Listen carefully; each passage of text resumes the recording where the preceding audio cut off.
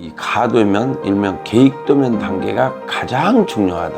A의 설계사무소와 B의 설계사무소에다가 동일한 조건으로 주세요. 가도면이다, 계획도면이다 이러니까 그거 대수롭지 않게 생각하는데 건축업자를 선정하는 거. 그래서 계획도면이 아주 중요해요. 모든 게 다 돈이 들어가요. 공사 중지명령 내려와요. 리스크를 줄일 수가 있다. 그럼 오늘은 어쩌면은 건물을 짓는 데 있어서 가장 중요한 단계라고 보시면 돼요. 우리가 가도면, 일명 이제 계획도면이죠. 이 계획도면이라는 거에 대해서 그냥 계획만 잡는다. 가도면이다. 이런 생각을 가지고 접근을 하신 것은 대단히 잘못된 생각이다. 가장 내부 구조에 대해서 좋은 집을 짓기 위해서는 이 가도면, 일명 계획도면 단계가 가장 중요하다.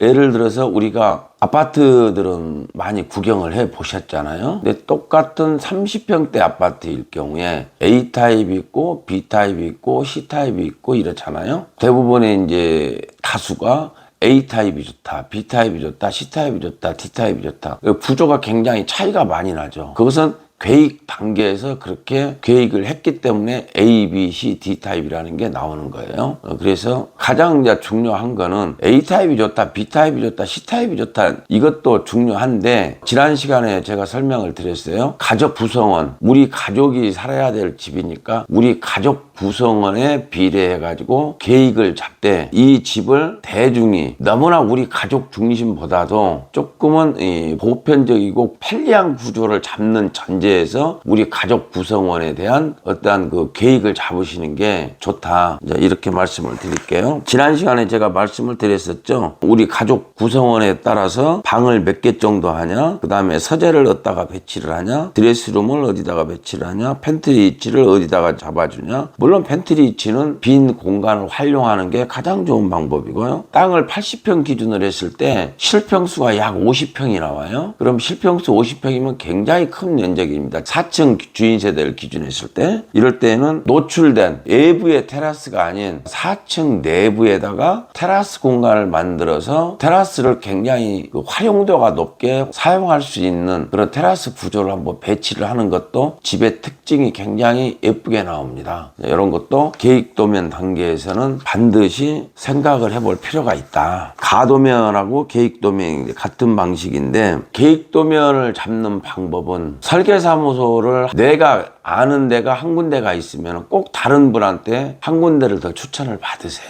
그래서 두 군데에다가 개략적인 설명을, 동일한 설명을 주세요. 어떻게 주냐면 우리는 방을 3개를 만들어주고 서재를 하나 주고 그 다음에 내부에 테라스 공간을 만들어 주십시오. 그리고 거실과 주방은 개략적으로 몇 메다 정도의 폭으로 좀 만들어 주십시오 라는 이런 아웃라인을 정리를 하세요. 먼저. 그래서 A의 설계사무소와 B의 설계사무소에다가 동일한 조건으로 주세요. 그래서 계획도면을 잡아달라 이렇게 요구하시면 되고요. 그 다음에 이 구독자분들께서는 집을 내가 처음으로 내 집을 짓는다 하시는 분들은 설계사무소에다가 좀 계획도면을 좀 잡아달라고 하면은 돈을 줘야 되나 어찌해야 되나 되게 이 부분에 대한 궁금증을 많이 갖고 계시더라고요. 보편적으로 모르겠습니다. 제가 그렇게 바뀌어보지는 않았어요. 저희들은 이제 건축업자다 보니까 설계사무소에다가 계획도면 좀 잡아주십시오라고 그냥 당당하게 그냥 제가 부탁을 드려요. 그리고 구독자분들께서 그런 부분에 대해서 부담스럽거나 부탁하기가 좀 민망하거나 그러시면은 개인적으로 아는 설계사무소에다 맡기시고 그 다음에 또 한 군데는 저한테 말씀을 하세요. 그럼 제가 설계사무소에다가 부탁을 드릴게요. 그래서 계획도면은 별도의 돈을 지불하지 않으셔도 그래 줍니다. 보편적으로 설계사무소에서는. 자, 그래서 이 계획도면이 2개가 나왔어요. 2개가 나오면은 이 도면 2개를 딱 같이 펴놓고 내가 가장 원하는 쪽의 도면이 어느 쪽이 더 가까운가를 비교를 해보시면 돼요. 내가 요구를 했던, 내가 머릿속에 구상을 했던 어떤 그런 구조가 가까운 쪽에, 그 가까운 쪽에 설계사무소하고 1차 미팅을 시작을 하시면 돼요. 무슨 말씀인지 구독자분들 충분히 이해하셨죠? 내 생각과 좀 동떨어진 계획 도면이 나왔을 때는 여기에 이 설계사하고 나하고는 커뮤니케이션이 잘 안 되니까 내가 원하는 구조로 바꾸려면 되게 힘이 많이 들겠죠. 그런데 내가 원하던 그런 구조가 딱 잘 나와 있는 근접한 설계사무소하고 미팅을 할 때는 굉장히 그 건축사와 뭐 수정할 부분이 그리 많지 않으니까 내가 원하는 어떤 구조를 만드는데 큰 어려움이 없단 말이죠. 그렇게 해서 가도면이 이제 완성이 되는 거예요. 그러면 이 가도면을 기준으로 해서 본도면이 들어가는 겁니다. 굉장히 중요해요. 이 가도면이다, 계획도면이다 이러니까 그걸 대수롭지 않게 생각하는데 이게 이 집을 짓는 데 있어서 가장 기본이고 이 구조가 마지막 설계에 반영이 되는 거예요. 아주 중요한 거예요.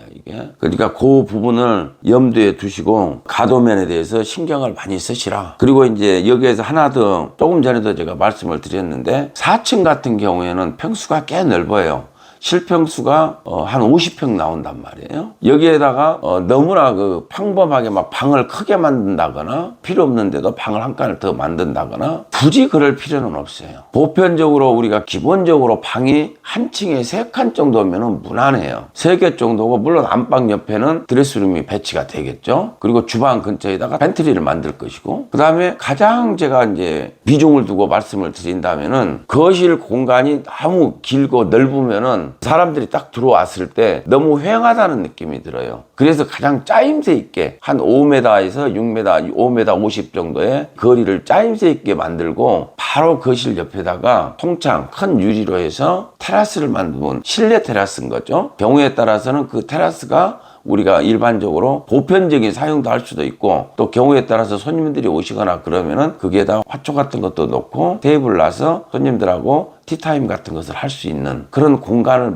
연출시켜 놓으면은 주택에서만 누릴 수 있는 굉장한 그 삶의 질이 높아진다. 저는 그렇게 생각을 해요. 그래서 주택에서 누릴 수 있는 장점을 최대한 다 살려서 평면을 구상하는 게 좋지 방 한 칸 더 만들어 가지고 빈 방 만들어 놓으면은 그 방이 결국은 창고방이 되는 거예요. 그 다음에 또 이제 4층에서 옥탑방으로 올라가는 공간이 있기 때문에 그 옥탑방은 아주 활용 가치가 너무 다양해요. 준공 이후에 칸을 조금씩 간이 벽식으로 만들어서 입지 않는 차례 옷은 그 위에다가 정리 잘해서 보관해두기도 좋고 공간이 너무 많아요. 그렇기 때문에 그 공간을 너무 무의미한 공간으로 만들지 말고 활용 가치를 이렇게 잘 구상을 해놓으면은 아주 좋은 구조가 나온다.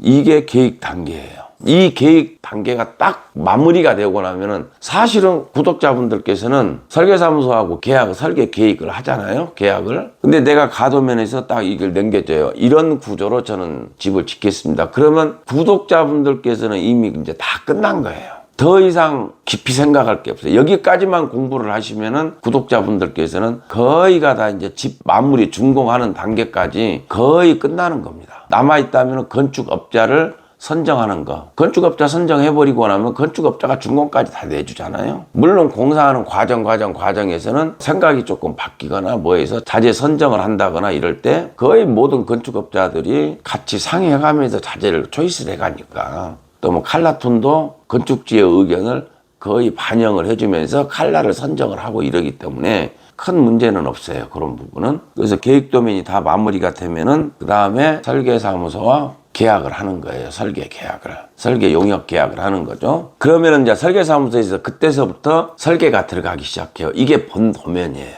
이게 착공도면이고 착공도면과 동시에 계약도면이 되는 거예요.